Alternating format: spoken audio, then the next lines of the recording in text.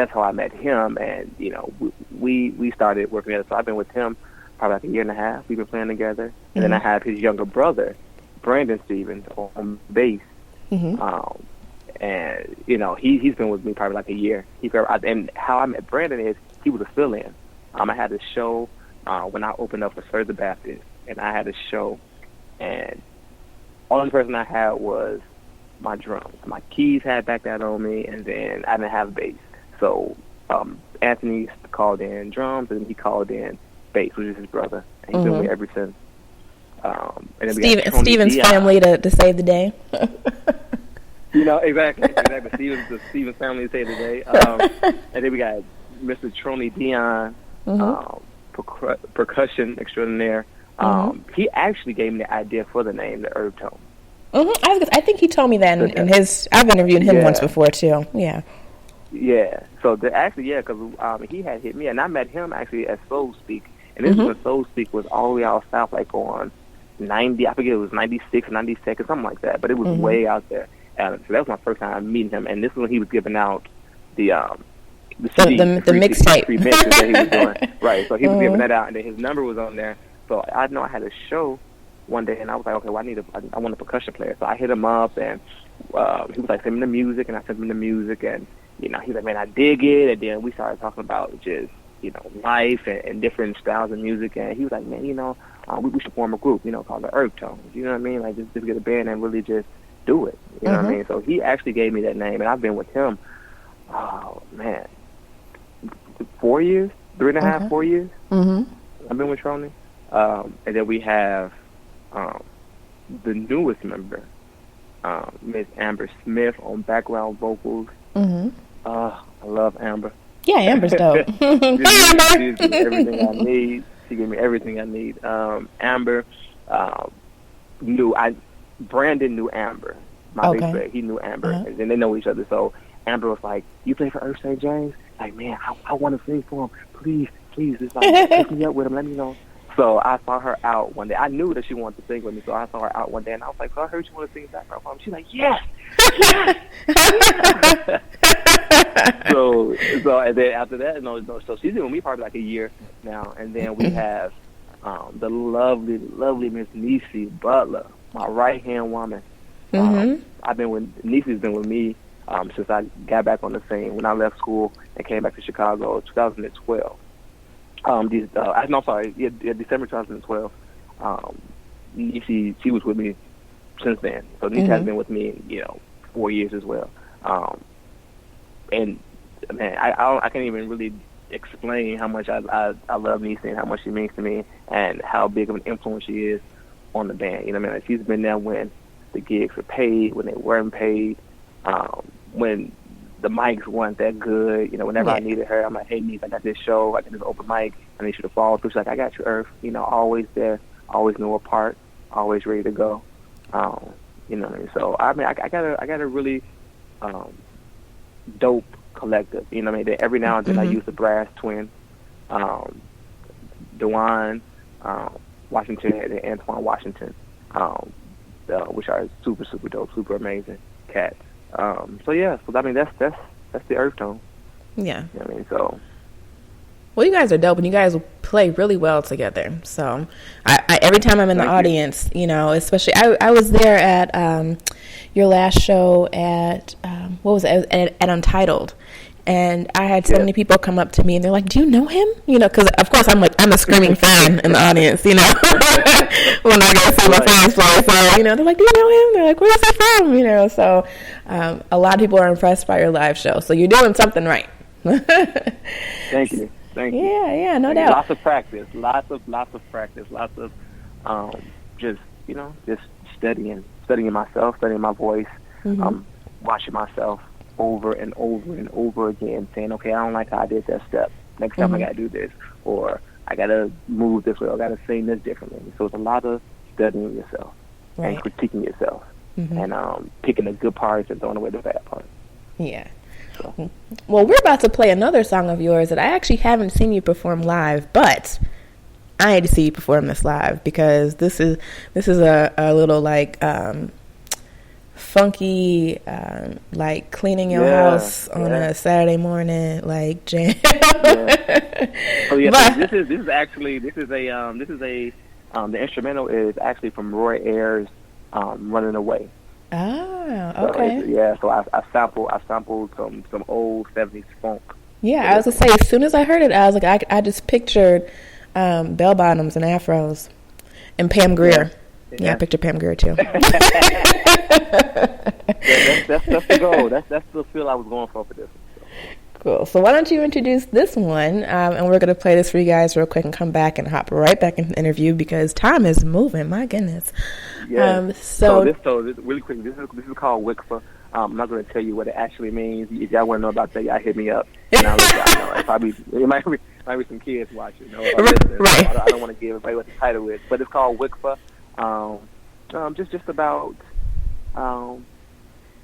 just when you know you don't need somebody, and when you know it's bad for you, but it's so good to you. You know what I'm saying? So y'all put it in the blank. So this is Wicfa. Right. All right. We'll be right back.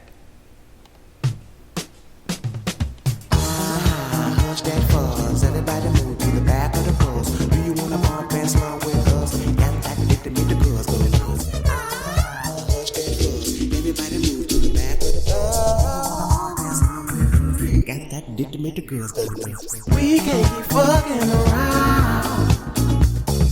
You know it's true. Fuck around and we got to involve. What are we gonna do?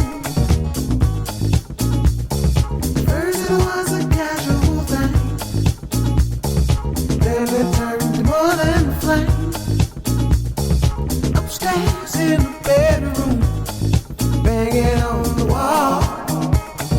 Got that dick to make the girls go nuts.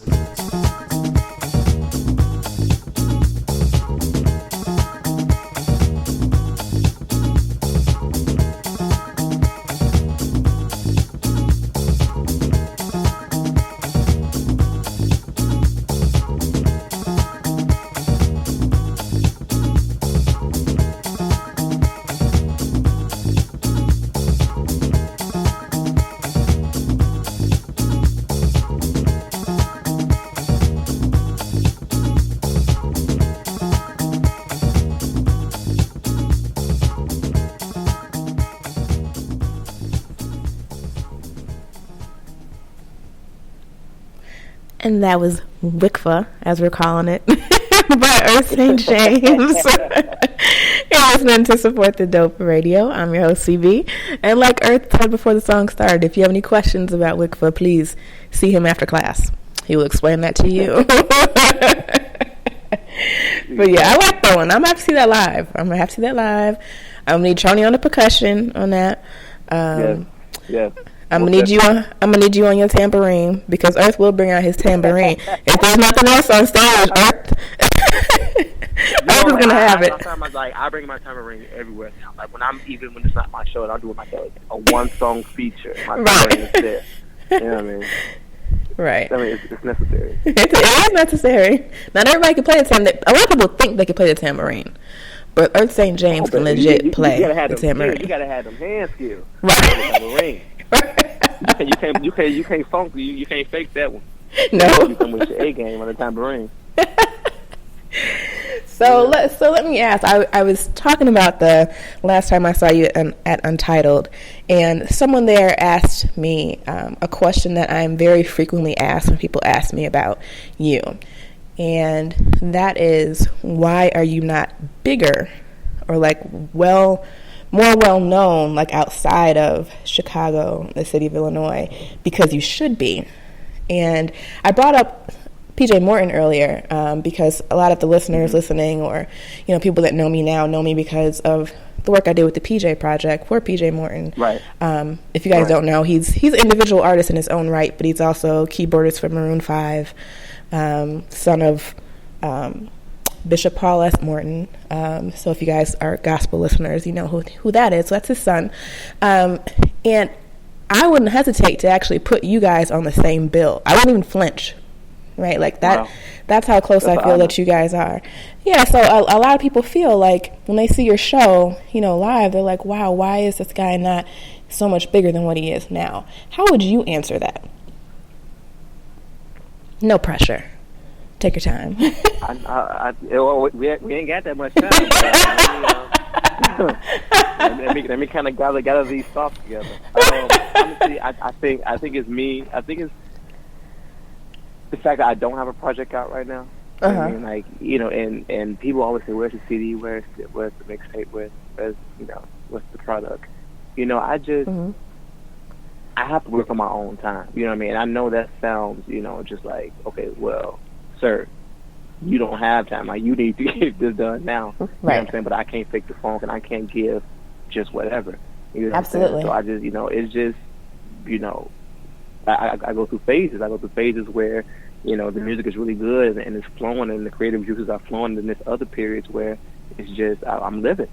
I'm living and I'm learning in order to be able to create new content. So I think the fact that there's like no tangible physical copy or just a official release, official EP or anything like that out.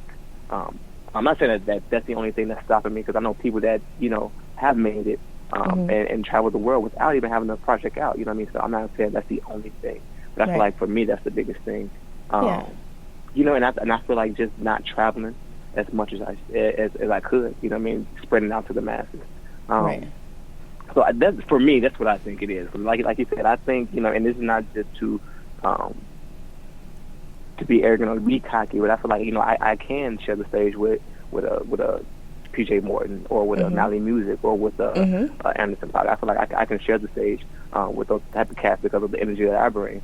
Right. You know what I'm saying? So, you know, I believe I can do it. The people that rock with me believe I can do it. You know, so. Yeah, and, you know, everything happens, you know, in your time, on God's time.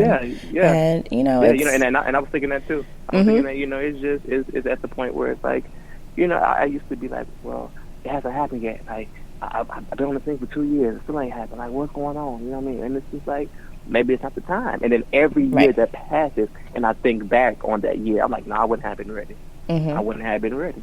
You know what I mean? Like, that wasn't the right year. You get what I'm saying? So it's like when I go back and think, it's like, okay, in retrospect, it's like, okay, I wasn't ready. I thought I was ready, but I wasn't. So I feel like every year gets better. Every year I progress in the art, and I feel like, you know, it's coming. It's coming. Yeah, and that's that's the most important thing, you know, the progression of it all and your experience and your journey that you get along the way. You know, that's going to shape you into, you know, the artist who, you know, you're going to be, you know, years from now. Because I'm sure that they'll, even with as sure as you are in your artistry and who you are right now, that's going to evolve, you know, over time, as all things do. But I have no doubt I'm going to see you at the top. So keep doing what you're doing. Thank you, love. Absolutely. Thank you. Erthe brought another song for us that we're going to play really fast, so I'm trying to get to my surprise before the show is over. So we're going to have this last song. Erthe thinks it's the last song, but we're going to play this last song by Erthe St. James, and it's called Let Us Live. Tell us really quickly what that song is about. Let Us Live, I wrote that after the Mike Brown situation. Okay. Mike Brown death. I saw the picture of his body on the ground, and just my heart sank when I saw that. And like, it wasn't covered or anything; it was just laying there, exposed, and like my heart sank. You know what I mean? So this is it was inspired by Mike Brown, but it's for everybody. It's for the Black Lives Matter. It's for everybody that's feeling this pain, you know, and this frustration. These mothers, the sons, the brothers, you know, sisters. So this is for everybody that's going through this, you know, and we know who we are, and they know who they are. Right. Great. Okay, so let's check out Let Us Live. We'll be right back on Support the Dope Radio.